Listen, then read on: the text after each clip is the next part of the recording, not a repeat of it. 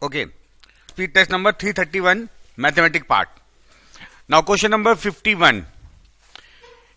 Question is A, B, C and D are 4 points on a circle. AC and BD intersect at point E. देखो diagram बड़ा important होना चाहिए, इसमें जरा सी गलती कर दोगे तो आप वैल्यू को मैनेज नहीं कर पाओगे. Now we have A, B, C, D are 4 point. Now AC एक पॉइंट दिया हुआ है आपको, एक लाइन AC है, एंड एक लाइन आपके पास क्या दी हुई है, BD. हो सकता है क्वेश्चन में बाद में चेंजेस करने पड़ सकते हैं, डिपेंड करता है किस टाइप से वैल्यू दी है. Now there intersection point, this point is E. Now first angle ECD, this angle given as 20 degree, and BEC, this angle given as 130 degree, right? And we have to calculate BAC, ये calculate करना है. आसान question है. आपने एक theorem पढ़ी होगी, same segment, एक ही वृत्तखंड में बने कोण. अब इसको कैसे अप्लाई करा जाता है, बहुत आसान सी बात है. जैसे ये आपके पास इस तरह से दो वैल्यू हैं, ये कोण और ये कोण सेम सेगमेंट कोण कहलाएंगे. नाउ अगर हमको ये कोण निकल जाए तो this would be equal to this. अगर ये 130 है तो ये एंगल कितना होगा, 110, एक्सटीरियर एंगल है ना. Now if this is 110, this would be 110. Answer is B option. आसान क्वेश्चन था, ठीक है. इस सेट में आप कम से कम 10 क्वेश्चन, 5 क्वेश्चन टफ थे, बाकी 20 कर सकते थे. जजमेंट ये होना चाहिए कि कौन सा क्वेश्चन आसान है, कौन सा छोड़ने वाला, कौन सा करने वाला है. Okay, next question. एक बहुत इंपॉर्टेंट बात समझना, हमारे पास दिया हुआ है x इज इक्वल 1/2 प्लस √3, और ये जो फिगर है 3x minus x cube 1 minus 3x square, इसको अगर मैं x से डिवाइड करता हूं, अच्छा इसको देख के कुछ समझ में आ रहा है आप लोगों को. एक्चुअली अगर ये ना वैल्यू ऐसी होती, अगर मैं इसको ऊपर ऐड कर लेता हूं, उसको छोड़ो, इसको देखते हैं. 2 प्लस √3, इसमें इसका स्क्वायर 4, इसका स्क्वायर डिफरेंस, तो इसका रेसिप्रोकल साइन चेंज होगा. ये रूल याद रखना. अगर आपके पास फ्रैक्शनल वैल्यू है, रूट में है, तो दोनों का अलग अलग स्क्वायर करो. अगर ये स्क्वायर 4 है, √3 का स्क्वायर 3, इनका डिफरेंस 1 आ रहा है. अगर कभी ऐसा क्वेश्चन आ जाए तो इसका उल्टा करेंगे, 1/2 प्लस √3 का उल्टा होगा 2 माइनस √3, तो आपका सीधे x आ गया. आपको एक स्टेप बच जाएगा कि आप उसमें कॉन्जुगेट से मल्टीप्लाई नहीं करोगे, ठीक है. अच्छा, आपको पूछा यहां पर x स्क्वायर, यहां पर x क्यूब, ठीक है. अगर मैं इसका x क्यूब करता हूं तो क्यूब कितना होगा, a माइनस बी का होल क्यूब क्या होता है, a cube 8 minus B cube 3√3, और माइनस 3 इंटू 2 और ब्रैकेट के अंदर 2 माइनस √3 कर सकते हो आप. अच्छा, ये हो गया 8 माइनस 3√3 माइनस, ये हो जाएगा 6 √3 मल्टीप्लाई करो तो 12 √3 और प्लस 18, ये 6 होगा, √3 3 हो जाएगा, 6 3 18, ये आपका x क्यूब आ गया. एक जगह आपको x स्क्वायर भी निकालना है तो इसका स्क्वायर भी कर लो. 2 का स्क्वायर 4 प्लस 3 माइनस 2 4 √3, ये आपका हो गया 7 माइनस 4 √3, ठीक है. अब यहां वैल्यू पुट करते हैं, 3x 2 minus √3 minus x cube. अच्छा, इसको सिंप्लीफाई कर लो, इसको वैल्यू को, ये कितना हो जाएगा 26 माइनस 15 √3, तो ये जाएगा 26 माइनस 15 √3, और नीचे क्या हो जाएगा 7 माइनस 4 √3. आंसर बहुत इजी फॉर्म में आ रहा है, तो देखो क्या होगा, कुछ कॉमन जरूर आएगा. ये कितना हो गया 6 minus 3 √3 minus 26 plus 15 √3 upon 21 plus 12 √3. देखो 26 माइनस 6 कितना होगा, माइनस 20, और ये कितना हो जाएगा प्लस 12 √3. नीचे भी कुछ ऐसे बनना चाहिए, माइनस 20 प्लस 12 √3. आंसर क्या हो गया 1 हो गया. इसका तरीका ये हो सकता है, देखो हमारे पास x था 1/2 प्लस √3, मैंने इसको क्या प्रूव किया 2 माइनस √3, ठीक है भाई. अच्छा, अब हम क्या कर सकते हैं, हम x क्यूब निकालने से बचना चाह रहे हैं, है ना. हम इसका स्क्वायर स्क्वायर तो आसान होता है ना, 4 प्लस 3 माइनस 4 √3 और 7 माइनस 4 √3. ऊपर जो मैं निकालना है 3, इसमें से x कॉमन ले लो, और नीचे क्या बचेगा 1 माइनस 3x स्क्वायर. दोनों x स्क्वायर की वैल्यू हो गई. आप x को एज इट इज छोड़ो और 3 माइनस इसका वैल्यू पुट करो 7 प्लस 4√3, मैंने एक्स स्क्वायर पुट किया, यहां पर क्या हो जाएगा 1 माइनस 21 और ये कितना हो जाएगा प्लस 12√3। ठीक है भाई, ऊपर हो गया x और 3 माइनस, ये हो जाएगा -4 प्लस 4√3 और नीचे क्या हो जाएगा -20 प्लस 12√3, है ना। ऊपर से 4 कॉमन, √3 -1, नीचे से क्या कॉमन आएगा 3√3 -5, लेकिन लंबा चला जाएगा, इससे भी कॉन्जुगेट करना पड़ेगा आप लोगों को, तो इसमें एक्स क्यूब आसान रहेगा। ठीक है ना, अगर डिवाइड भी करेंगे तो भी तो एक्स में फंसेगा ना क्वेश्चन। एक चीज और समझ सकते हो, रुको एक सेकंड, अगर हम इसको बोथ साइड एक्स से डिवाइड करते हैं तो 3 minus x square upon 1/x minus 3x, ठीक है ना। अच्छा, एक्स स्क्वायर मैंने कितना निकाला था 7 माइनस 4√3, तो प्लस 4√3 हो जाएगा, नीचे 1/x। अच्छा देखो, अगर मैं 1/x करूंगा तो 2 प्लस √3 हो जाएगा, माइनस, और x की वैल्यू कितनी थी 2 माइनस √3, तो ये जाएगा 6 प्लस 3√3। ठीक है ना, ये कितना हो गया -4 प्लस 4√3 अपॉन -4 प्लस, यस ये आसान हो गया। ठीक है, कई चीज हो सकती हैं एग्जाम में, बस स्ट्राइक करने की बात है कि जल्दी कर पाते हो आप। Okay, the ratio of selling price of 3 articles ABC is 8:9:5।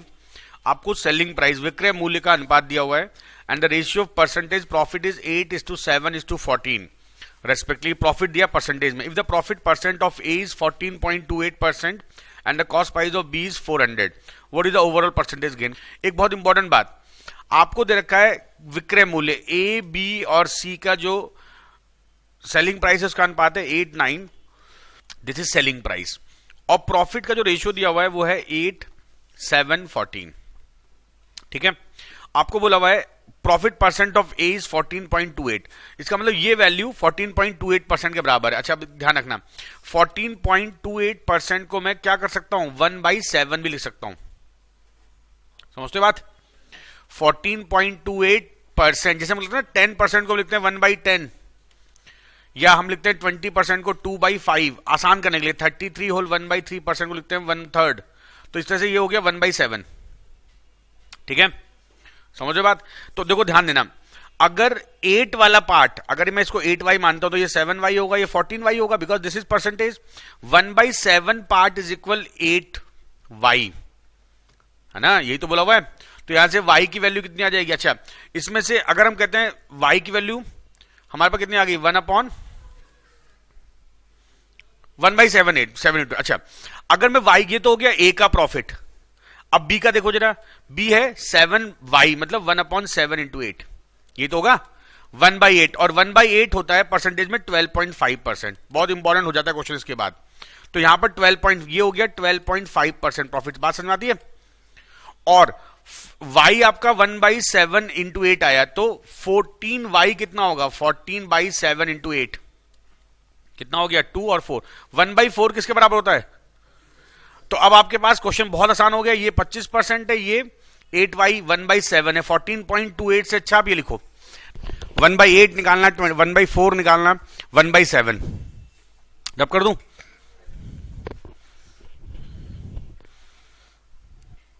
अब मैं आपको एक बहुत इंपॉर्टेंट चीज बताने जा रहा हूं, इससे क्वेश्चन ओरल होते हैं।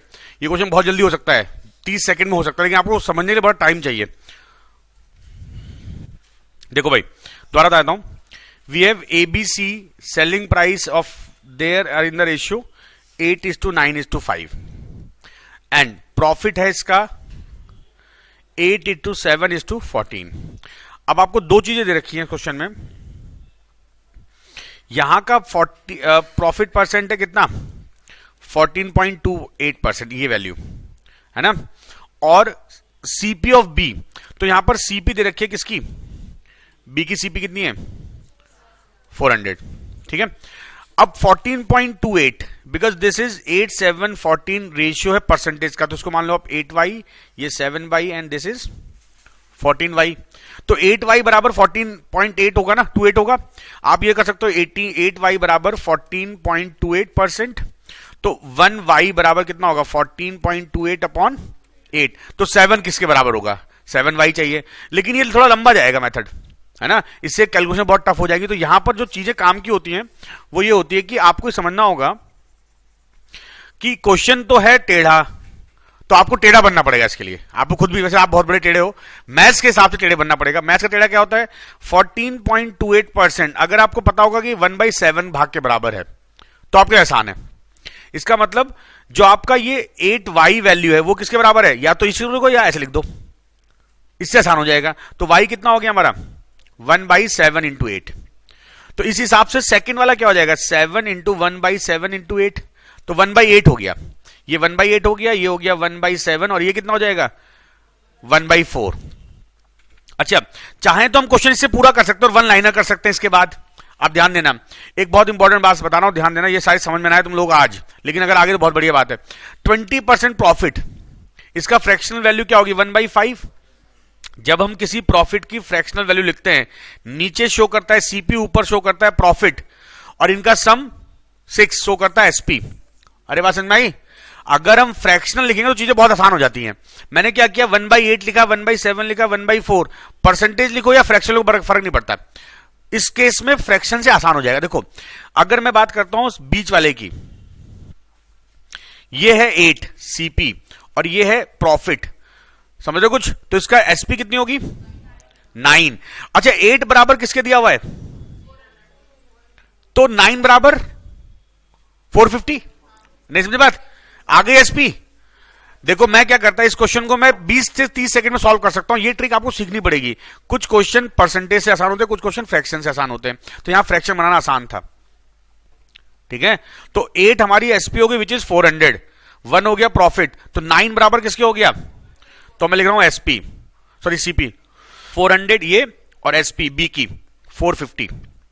अब 9 बराबर हमारा 450 आ गया। अरे समझे? तो 8 बराबर कितना होगा? समझे? ये सेलिंग प्राइस होगी ए की। अच्छा, 9 बराबर 450, तो 5 बराबर 9 5 जा 45। आप पूरा लिख के कर सकते हो। 9 हिस्से बराबर 450, तो एक हिस्सा बराबर 50, तो 5 हिस्सा कितना? 250। 9। अब आपके पास ये 250 आ गया। अब अगला स्टेप ढंग से समझना। इस केस में आते हैं, ये 400 क्या है? एसपी है इसकी। मैं सॉल्व करना, ध्यान देना, शायद तुमको बात समझ में आ जाए आज। ये क्या है? सीपी। ये क्या है? प्रॉफिट। इसका एसपी कितना होगा? 8। 8 बराबर 400, तो 7 बराबर, समझे कुछ? और इधर देखो 1/4, ये है सीपी, ये है प्रॉफिट, तो इसका एसपी हो गई 5 के बराबर। 5 इक्वल 250, तो 4 इक्वल, अब क्वेश्चन कुछ बचा? टोटल सीपी कितनी हो गई? हाँ, टोटल सीपी हो गई 950 एंड टोटल एसपी 1100। तो प्रॉफिट परसेंट हमें ओवरऑल पूछा ना, 150 अपॉन 950 इंटू 100। अब इसके बाद भी आंसर निकालने की ट्रिक होती है, पूरा करने हम कभी बिलीव नहीं करते। 5 3 जा 519, दिस इज 300/19। ठीक है, अच्छा अब तो खैर कर लो, कोई बचा नहीं है। 19 1 जा 19, बचा कितना? 11 110, 19 5 जा 95, 15 पॉइंट समथिंग, डी ऑप्शन। खत्म क्वेश्चन। अरे कुछ समझ में आया? बार बार करना है इस क्वेश्चन। मैंने बहुत चीजें यूज की, बहुत। अब मैं इसको शॉर्ट में करके दिखाऊंगा पूरे एक साथ। अब मैं दोबारा बता रहा हूं इस क्वेश्चन को एक बार और, देखते हैं कि कौन इसको तो रिफाइंड वे में सॉल्व कर पाता है। रब कर दूं?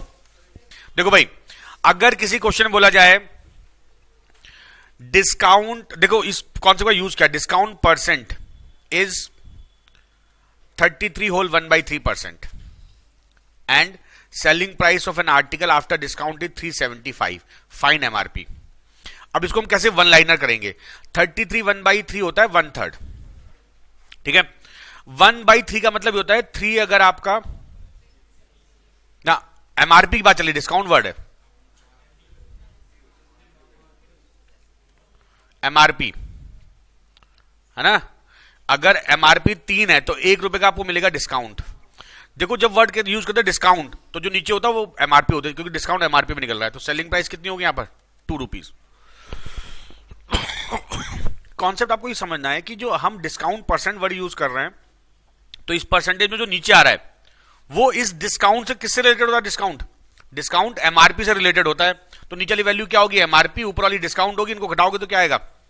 और अगर यही वर्ड होता है प्रॉफिट, अब ध्यान देना, अगर ये वर्ड होता है प्रॉफिट इज 33 होल 1/3, तो हम लिखते हैं इसको 1/3। प्रॉफिट परसेंट किस पे निकलता है? तो ये होगी सीपी, ये हो गया प्रॉफिट। और अब सेलिंग प्राइस जुड़ेगी, प्रॉफिट में सीपी जुड़ता है, तो यहां पे 4 हो जाएगी। समझे बात? अगर इस क्वेश्चन में ऐसा बोला था, देखो ये लॉजिक बड़े इंपॉर्टेंट होते हैं। अगर ये बोलता है प्रॉफिट इतना और सेलिंग प्राइस आपका है 440, तो बताओ सीपी कितनी होगी? तो आप इस 4 को बराबर इसके करोगे, है ना? 4 बराबर 440, तो 1 बराबर 11, 110, तो 3 बराबर कितना? 330। और अगर यहां पे बोलता कि सेलिंग, इसको मैं 300 कर लेता हूं, डिस्काउंट परसेंट 33 1/3, सेलिंग प्राइस इतनी, तो एमआरपी बताओ। ये क्या है? एसपी के बराबर, जो कि 2 के बराबर है, तो 1 किसके बराबर हो गया? 150, तो 3 बराबर किसके? 450। समझे बात? तो ये है कॉन्सेप्ट। परसेंटेज को आप कैसे भी मैनिपुलेट कर सकते हो। अब मैं क्वेश्चन दोबारा आ रहा हूं। हमारे पास 3 लोग हैं, एसपी और प्रॉफिट परसेंट दिया हुआ है, A B C. 895, this is 8714, this is equal to 14.28%।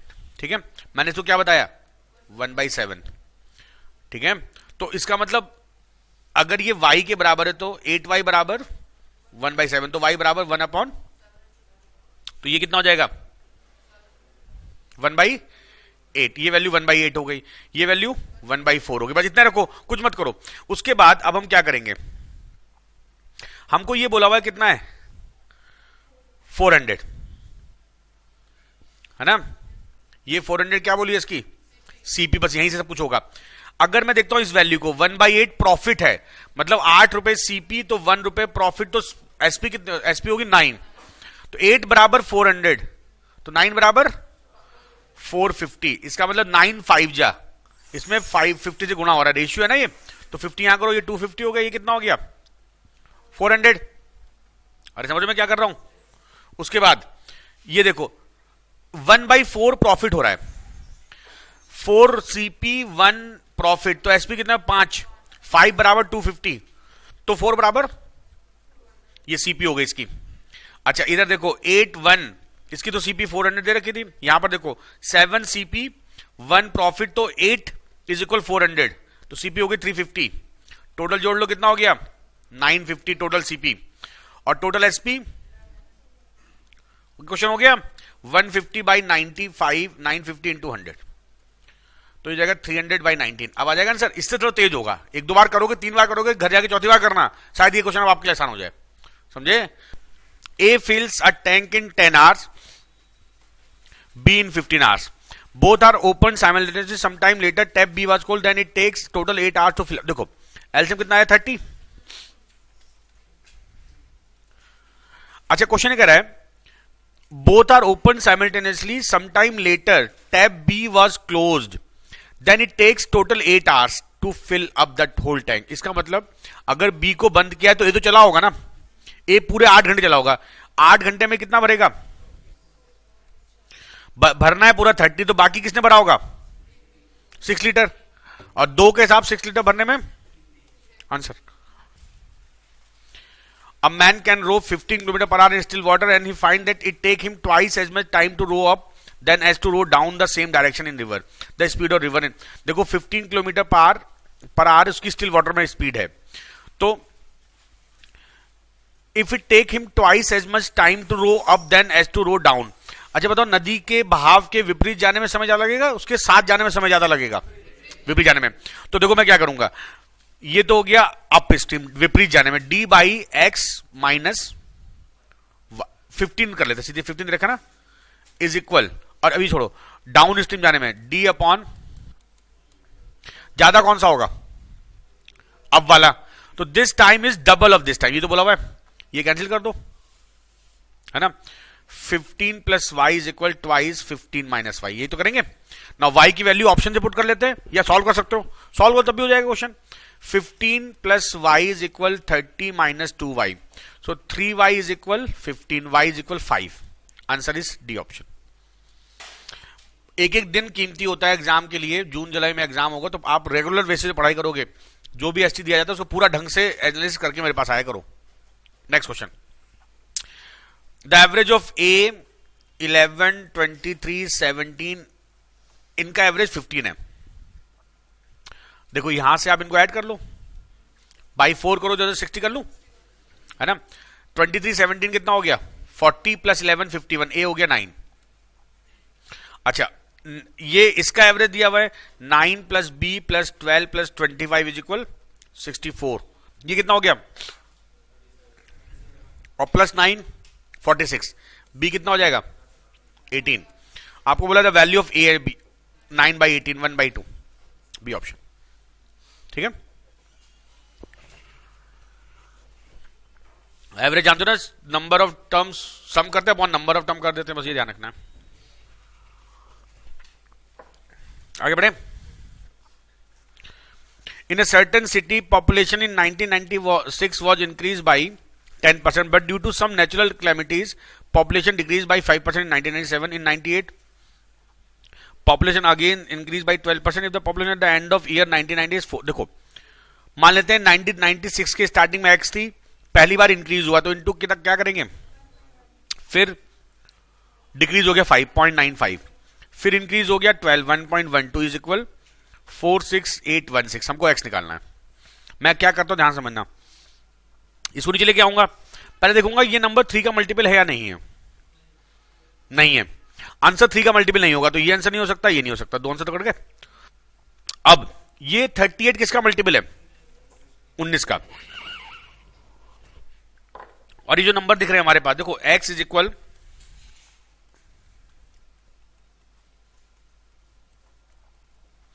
ये 19 का मल्टीपल है, तो इस नंबर में अगर 19 दो बार हुआ तो आंसर बी होगा, एक बार हुआ तो आंसर ए होगा। ये तो ढूंढना होगा हमको, बस 19 ढूंढ लेते हैं। तो एक ही हमें डिवाइड करना पड़ेगा, देखो 11 से डिवाइड करना बहुत टाइम वेस्टिंग है, 1.12 से डिवाइड 7 से करना तो टाइम वेस्ट होगा। हम केवल 19 देखते हैं, 19 दो बार गया 38, भाई 46816 को मैं 19 से डिवाइड कर रहा हूं, 19 2 जा 38, बचा कितना 8, 88, 19 4 जा 76, 12 121, 19 6 जा 114, 4 जा, समझे। अब देखो 19 से एक बार और जा रहा है, बस इसके बाद हमारा आंसर आ जाएगा। 19 1 जा 19, 56, 19 2 जा 38, बचेगा कितना 38, 18 184, 19 नहीं जाएगा, तो आंसर हमारा क्या हो गया ए ऑप्शन, समझे। अगर ये 19 जाता तो मेरा आंसर 38 होता, फिर समझे, नोट करो। Next question, each edge of a regular tetrahedron 3 then its volume. तो टेट्राहेड्रन का वॉल्यूम का फॉर्मूला था a क्यूब रूट 12/2 या a cube by 6 root 6 2 root 6। ठीक है, ये फॉर्मूला याद रखना आप लोग, 6 root 2, sorry. Okay, volume is a cube by 6 root 2, value put करो,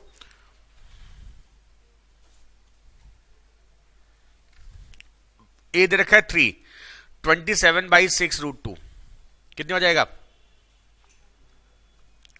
9/2 रूट 2। तो इसको रूट 2 से मल्टीप्लाई कर दो बोथ साइड, क्योंकि नीचे कहीं रूट 2 नहीं दिया हुआ है, तो 9 रूट 2/4, ए ऑप्शन। अच्छा, 7 की पार्ट 2008 में लास्ट 2 डिजिट, देखो यार concept for last 2 digit is to calculate last 2 digit. Rule is divide number by 100 and find remainder. ये रूल होता है, ठीक है। अगर आपको किसी नंबर के आखिरी की 2 डिजिट चाहिए तो आप उसको 100 से डिवाइड कर दो। 100 का डिवीजन का मतलब ये होता है कि लास्ट की 2 डिजिट बताना, ठीक है। तो अब हम क्या करेंगे, 7 की पावर 2008 डिवाइडेड बाई 100 करेंगे, ठीक है। और 100 के डिवीजन में एक रूल और होता है, आप अगर ऊपर बहुत बड़ी पावर है तो 100 के डिवीजन में divide power by 40 and replace reminder.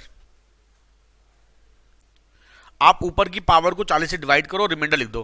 तो 2008 को डिवाइड करो 40 से, कितना रिमाइंडर आएगा 8। तो हमारा क्वेश्चन बन गया 7 की पावर 8/100।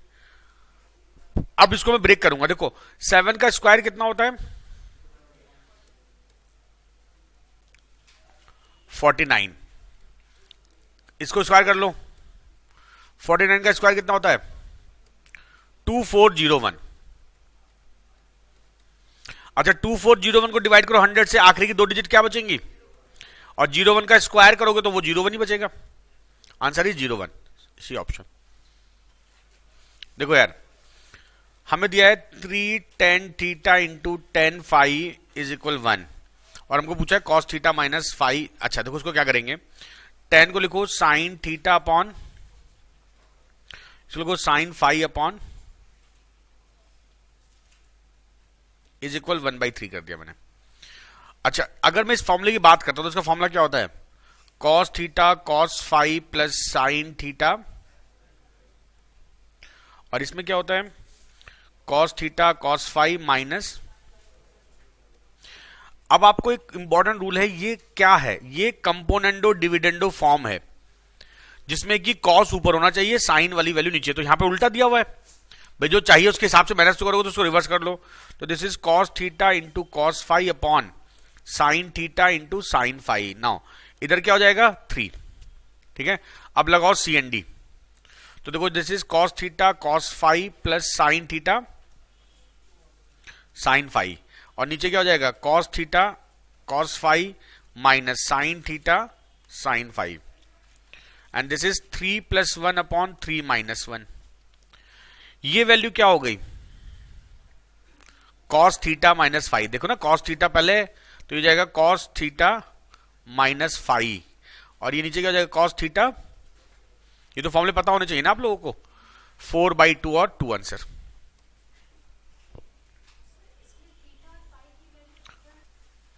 आप लोग ऐसे भी कर लेना, थीटा और फाई को मान लेना बराबर, और बराबर 30 के मान लेना, तो आपसे क्या हो जाएगा 3 इंटू, देखो ये 1 हो गया, ये वैल्यू 1 आ गई, तो इसमें हमारे वैल्यू सेटिस्फाइड है, वैल्यू पुट कर दो, कॉस 0 अपॉन कॉस 60, कॉस 0 1 1/2, तो आंसर तब भी 2 आ जाएगा, ठीक है। Next question, a student scores 55% marks in 8 papers of 100 marks each. He scores 15 was his total marks in English. How much does he score in English? देखो बहुत आसान सा क्वेश्चन है, 8 पेपर थे और हर पेपर 100 मार्क्स का था, तो टोटल मार्क्स हो गए 800 इंटू 55%, ये तो करोगे 440 मार्क्स आए, और बोला है ही score 15% total marks in English, तो इसका 15% उसको मिले इंग्लिश में, ये तो बोला हुआ है 15% of 440, 15 upon 100 into 440, 66, B option. Language थोड़ी ट्रिकी थी, बाकी कुछ नहीं था। The perimeter of triangular base of a right prism is 15 and radius of incircular triangular base is 3, if the volume of the prism is this then the height. तो देखो समझना क्या है इस क्वेश्चन में, करना क्या है हमको, प्रिज्म क्या होता है, इस तरह से कोई फिगर होगी, ठीक है भाई, ये प्रिज्म हो गया आपका, इसका वॉल्यूम क्या होता है, area of base into height. अच्छा अब इंपॉर्टेंट क्या है, हमको ये तो पूछा हुआ है, ये गिवन है, एरिया ऑफ बेस निकालना है किसी तरह से, तो अब एरिया ऑफ बेस की कैलकुलेशन के लिए कुछ हिंट दे रखी है। क्या हिंट है, the perimeter of triangle base of triangular base of right prism is 15, इसका एरिया दे रखा है, पेरीमीटर दे रखा है इतना, and radius of the incircle of triangular base is 3 centimetre. तो radius of incircle formula मालूम है, डेल्टा अपॉन एस होता है, यहां पे डेल्टा क्या, एरिया, आपको ये दे रखा है, ये दे रखा है, एरिया निकल जाएगा यहां से, ये एरिया है पुट करेंगे, हाइट आ जाएगी, तो मतलब कुछ ना कुछ जरूर होता है क्वेश्चन में जो आप जिसे सॉल्व कर सको। रेडियस 3, अच्छा ये क्या दे रखा है, पेरीमीटर, और ये एस क्या होता है, हाफ पेरीमीटर होता है ना, तो एस की वैल्यू हमारे पास क्या हो जाएगी 7.5, है ना, तो डेल्टा कितना हो गया यहां से 22.5, ठीक है। अब वैल्यू पुट करो, वॉल्यूम कितना दिया है 270 इज इक्वल 22.5 इंटू हाइट, तो हाइट कितनी हो जाएगी 270 अपॉन 22.5, ये डेसिमल डालो, 9 3 जा 9 25 जा, 5 5 जा, 5 2 जा, 5 6 जा, 12 इज द आंसर। कुछ भी हो क्वेश्चन में सब कुछ गिवन होगा, आपको निकालना आना चाहिए। तो आपको जिसको ये फॉर्मुला नहीं पता होगा वो कैसे कर पाएगा इस क्वेश्चन को? आर का फॉर्मुला पता होना चाहिए, यहां से डेल्टा निकलेगा। नेक्स्ट क्वेश्चन देखो, a shopkeeper purchases 40 litre milk at the rate of 12 per litre at cost of ₹20 he made 8 kg cream and 36 litre tone milk, he sells cream. Okay, तो देखो यार सीपी क्या क्या होगी इसकी, 40 into 12 ये तो जो उसने मिल्क खरीदा, plus eight cost of ₹20 he made 8 kg cream, plus 20 rupees और लगेगा उसका क्रीम बनाने का। भाई जो खर्चा आया उसको टोटल कितना खर्चा आया, 480 प्लस 20। ये लाइन बड़ी काम की थी, 20 ऐड नहीं करो तो क्वेश्चन आपका गलत हो जाएगा। उसने क्रीम भी तो बनवाई, कितना टोटल खर्चा हुआ 500। अब इसने क्या क्या बेचा, कितनी क्रीम बनी, और 36 लीटर, दो चीज बनी। ही सेल क्रीम एट 60, तो 8 into 60 तो इसको यहां से मिला क्रीम से, एंड टोन मिल एट 6 पर लीटर प्लस 36 इंटू इतना इसको मिला, 480 हो गया प्लस 216, तो जाएगा 696। Total CP 500, total SP 696, profit percent पूछा ना आपको, 196 अपॉन 500 इंटू 100, ये तो करेंगे 39.2, सी ऑप्शन। नहीं, एक मिनट सुनो, जैसे आप ना ये जो मशीनें होती हैं, क्रीम वाली मशीन होती हैं, वहां जाओ दूध लेगा तो क्रीम निकालने का पैसा लेगा आपसे, चार्ज लेगा, तो ये 20 रुपीज तो चार्ज लगा ना, उसको खर्चा आया, तो 20 जोड़ोगे आप उसमें, और बेचने का अलग कॉन्सेप्ट हो गया। भाई तुम एक मोटरसाइकिल खरीदी पुराने, उसको रिपेयर कराया फिर बेचा, तो रिपेयरिंग कॉस्ट जुड़ती है ना उसमें। देखो यहां पे लिखा नहीं, पर केजी नहीं लिखा ना, एट कॉस्ट ऑफ ₹20 बस, ही मेड 8 kg क्रीम, मतलब पूरी कॉस्ट 20। ये दो छोटी छोटी बातें बड़ी काम आती है, पंक्चुएशन, कॉमा कहां लगा है कहां नहीं लगा है, किलो में दिया है नहीं दिया है, ये पूरे की कॉस्ट दी 20, बस ये गलती हुई होगी आपसे। हो गया, next question. Okay, sign to the power 6 theta plus cos two the power 6 theta plus 3 sine square theta cos square theta. देखो आप इसमें दो तरीके, थीटा को वैल्यू पुट कर दो, आप मान लेते 0, तो ये 0 हो गया, ये 1 हो गया, ये आंसर इज 1। ठीक है, आप कुछ भी पुट कर दो, 0 30 45 सब आंसर ही आएगा। अच्छा मेथड देख लो, हम मेथड कैसे करेंगे, तो मेथड समझ लेते जरा। ये करना नहीं एग्जाम में, ये केवल समझने के लिए होता है। ये बताओ X cube plus Y cube का फॉर्मूला क्या होता है, ये वाला भी होता है। अब देखो इस वाले पार्ट में मैं ये फॉर्मूला लगा रहा हूं, साइन स्क्वायर थीटा का cube plus cos square theta का क्यूब और plus 3 sine square theta,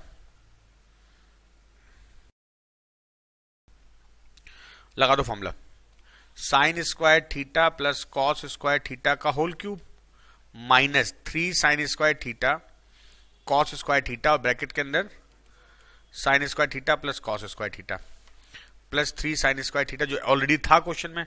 now this value is 1, this is 1, तो क्या बनेगा 1 minus 3 sine square theta cos square theta, ये 1 हो गया, प्लस 3 साइन स्क्वायर थीटा, ये कट गया, आंसर इज 1, बी ऑप्शन। आप वैसे भी कर सकते थे, तो आपको ये फॉर्मूला पता होना चाहिए इसका कि ये फॉर्मूला होता है।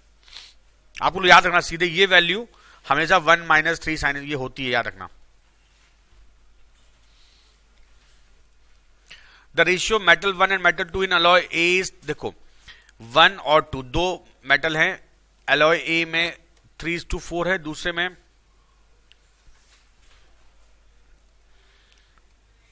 ये रेशियो है 5:8 का, है ना। If 26 kg of alloy B and 14 kg alloy A are mixed, then find the ratio of metal 1 and okay. तो देखो उसका एलिगेशन रूल ये अप्लाई करते हैं। 26 kg में मेटल 1 है 3 out of 7, ठीक है, और 14 kg में मेटल A है 5 out of 13, माना मिला के X मेटल A बन गया, ठीक है। तो 26/14 इज इक्वल X माइनस 5/13, नीचे 3/7 माइनस एक्स, बताया था मैंने रूल आप लोगों को। ये तेरा एलसीएम आगे हो गया 13x माइनस 5, नीचे 7 एलसीएम आ जाएगा, ये 7 ऊपर 30 नीचे, तो अच्छा उल्टा हो गया, 26 अलॉय बी है, तो ये 14 और 26 होंगे। ठीक है, ये उल्टा मैंने वहां गलत दिया था, उल्टा दिया था क्वेश्चन में, ये भी ध्यान रखना है क्योंकि कट नहीं रहा था। 26 हो गया, देखो ये 7 ऊपर आएगा और ये 26 13, ये 13 से 2 टाइम, 7 से 2 टाइम, 2 से 2 कट गया, क्रॉस मल्टीप्लाई 3 माइनस 7x बराबर 13x minus 5। So 8 is equal 20x। x कितना हो गया 2/5। इसका मतलब out of 5 metal A is 2, तो B कितना हुआ, तो 2:3 रेशियो, सी ऑप्शन। ये मैंने जिसको एलिक्स में पढ़ाया वहां कराया है कॉन्सेप्ट वाले। In a regular polygon the axis angle and inter angle are in the ratio 1:4। तो देखो एक्स एंगल होता है 360/n, इंटर होता है n - 2 × 180/n, और ये कितना दिया है 1:4। n काट दो, ये 2 बार कट जाएगा इससे, तो 2/n - 2 = 1/4, n - 2 = 8, n कितना हो गया 10। Answer is A option.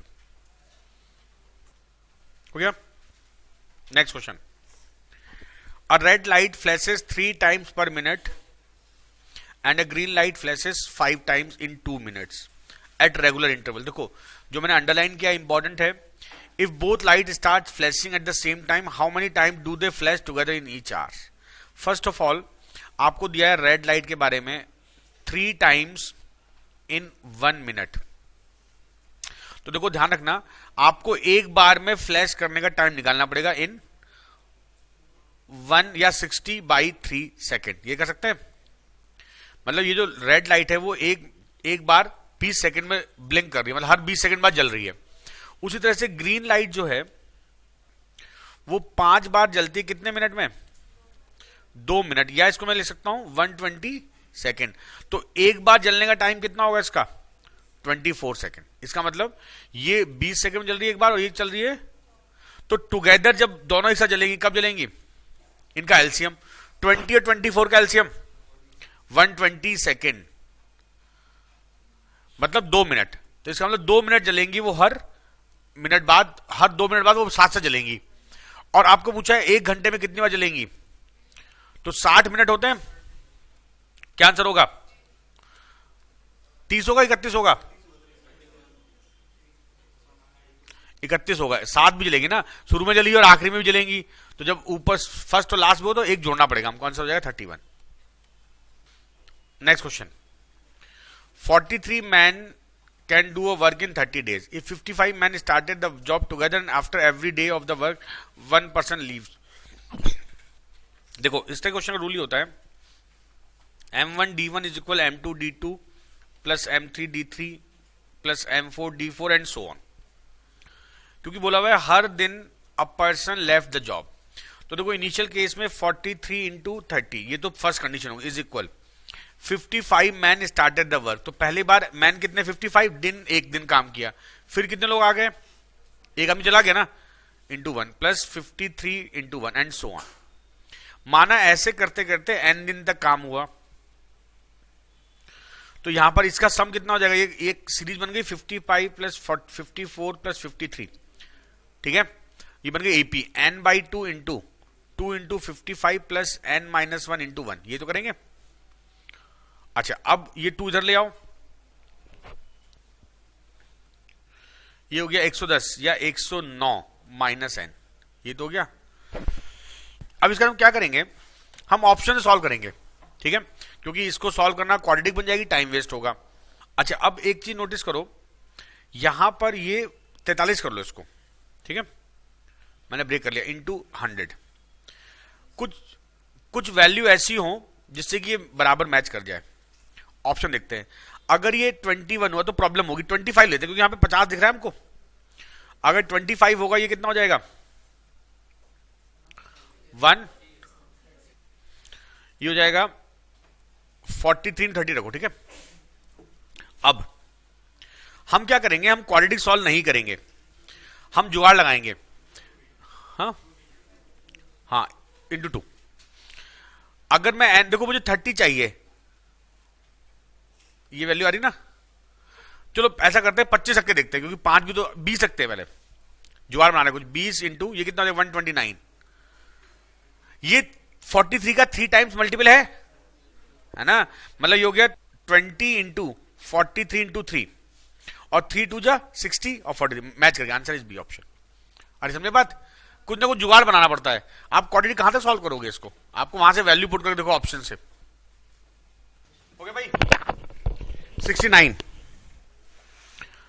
A B plus B C, देखो मान लो तो ये साइड ए है, बल्कि इसको मान लो आप एक्स वाई जेड। तो पहली condition A B Z B C X बराबर दिया 12, B C X C A Y बराबर दिया है 14 और सी ए वाई और जेड इज इक्वल दिया है 18। इनको ऐड कर लो जरा, एक्स प्लस वाई दोनों दो दो बार हैं तीनों, ये कितना हो गया 44। तो X plus Y plus Z कितना हो गया 22। पूछा क्या है, अच्छा find the diameter of circle which has the same perimeter as the triangle. तो ये जो क्या है पेरीमीटर आ गया ट्राइंगल का, and this is equal to which has the same perimeter, find the diameter of the circle which has same perimeter as triangle is equal 2 pi R. हमको 2r पूछा हुआ है, तो देखो 22 इज इक्वल 2r अलग कर लो जो भी निकालना है, डायमीटर हो गया ये, और पाई होता है 22/7, 22 कट गया, डायमीटर आ गया 7। समझे, कई चीजें कर सकते हो जो अच्छा आपको अच्छा लगे, क्योंकि मैंने जानबूझ के डायमीटर ही निकाल लिया पहले। आगे बढ़े, नेक्स्ट क्वेश्चन। आपको बोला हुआ है sine 3 theta is equal cos theta minus 2 degree. Rule याद रखना, साइन अल्फा बराबर कॉस बीटा ये तभी होंगे जब अल्फा प्लस बीटा 90 होंगे, ये याद रखना, ठीक है। अगर साइन अल्फा और कॉस बीटा बराबर दिए तो तभी होंगे जब इनके एंगल का सम 90 हो। तो 3 थीटा प्लस थीटा माइनस 2 बराबर 90, 4 थीटा बराबर 88 नहीं 92, तो थीटा बराबर कितना का डिवोशन हो गया, ठीक है। कुछ भी नहीं करना है, साइन कॉस बराबर हो तो तभी होंगे जब उनके एंगल का सम 90 हो। नाउ टेबुलर ग्राफ है, study the following graph carefully and answer the question given below. Total number of students appearing and qualifying from various school at scholarship exam. ये एग्जाम का दे रखा है A B C D E 5 school हैं। Student appeared का chart ये है और क्वालिफाइड का चार्ट ऐसे है। The average number of student qualifying at the exam from school C and D is what % of the average number of student appearing for the exam from the same school. C और D के जो 5 बच्चे हैं उनका average ये पूछा हुआ है। The average number of student qualifying at the exam from school C and D. तो देखो सी का है इधर मिडिल में ना 2250 और इधर कितना है 2000। सी और डी पूछा ना, अपॉन 2 कर लो, दिस इज व्हाट एवरेज, ये तो पूछा हुआ है। And what % of the average number of student appearing for the exam, total बच्चे इस स्कूल के, ये कितना है 3250 प्लस दूसरा कितना है 2500 अपॉन 2 और इंटू 100, आपको ये पूछा हुआ है। अब देखो तो जल्दी कैसे करते हैं, एक रूल समझना, अगर हमारे पास क्वेश्चन ऐसा आ जाता है 3a plus 6b upon 12a plus 9b, माना ऐसा क्वेश्चन आ जाए तो एक रूल समझना, आप बराबर से वैल्यू काट सकते हो, 3 से 3 2 जा, 3 4 जा, 3 3 जा, ऐसे बराबर काट, जैसे क्वेश्चन आपका जल्दी हो जाए। मतलब इसको वैसे बहुत टाइम वेस्ट होगा, आप पूरा करोगे, मैं क्या करूंगा, देखो 1 0 1 0 ऐसे काट दिया मैंने, ये 2 2 काट दिया, मुझे तो पूछा हुआ है। अच्छा उसके बाद ये 225 ये 200, ये इसको मैं फिर 25 से काट सकता हूं, 25 से 9 टाइम जाएगा, 25 से 8 टाइम, 25 से कितनी बार जाएगा 15 टाइम और ये 10 टाइम, तो कितना हो गया 17 अपॉन 25 इंटू 100 और 13 होगा यार, देखो गलती हो गई, 75 होगा ना, तो देखो कितना हो जाएगा 9 प्लस 8 70 और नीचे कितना हो जाएगा 23। अब 1700 अपॉन 23 ये तो करेंगे, कितनी बार जाएगा 7 बार जाएगा, क्योंकि अगर तो केवल एक आंसर है बी ऑप्शन, 7 बार जो जा रहा है। What is the ratio of number of student appearing to the number of student qualifying at the scholarship exam from C. बहुत आसान क्वेश्चन है, पहले बोला है अपीयरिंग ये 3250 है ना, एंड क्वालिफाइड, क्वालिफाइड कितना है 2250, 13:9 D option. Okay next question, What is the ratio of number of student qualifying at the scholarship exam from school A to the number of student qualifying the exam from school B? What is the ratio of number of student qualifying number A? 171750. अच्छा 175 7 का multiple होता है, ऊपर से ये दो option हो सकते हैं, है ना।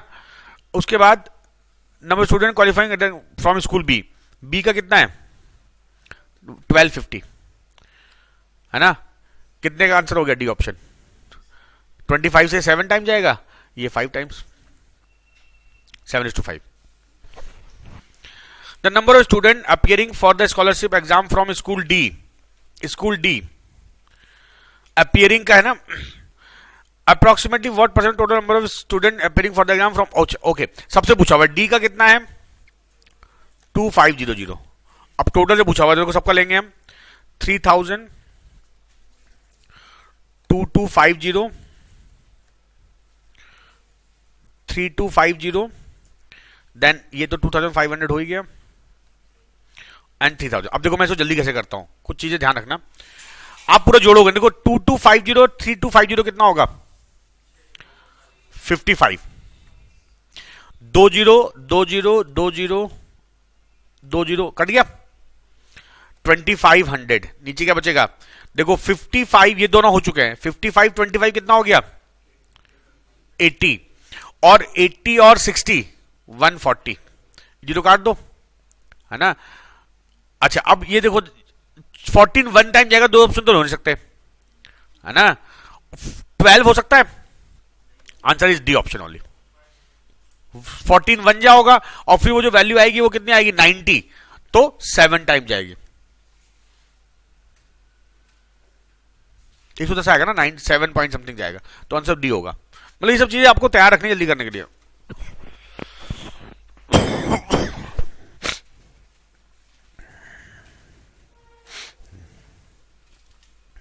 हो गया.